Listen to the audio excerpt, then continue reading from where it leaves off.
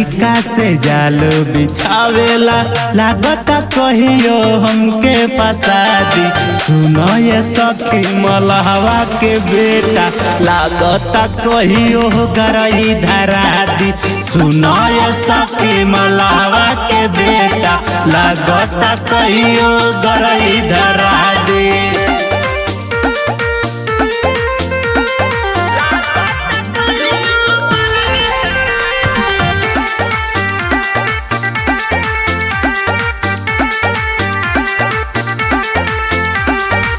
जोश में तो जो साइल रहता खाएला हरदम खाइल रहता।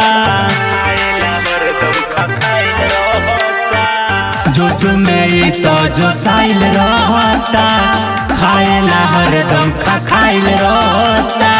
करे सब पीछाऊ पूरा करी इच्छाऊ कहियो अपन जुगती लगा दी। सुनो ये सखी मलहवा के बेटा लागता कहियो गरई धरा दी।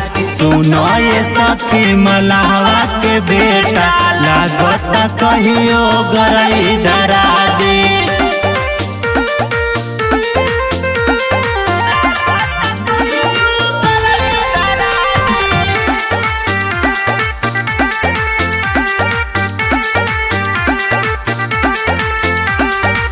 संदीप के आँख मारल काल भइल बा जाल में जीवा हमार भइल बा।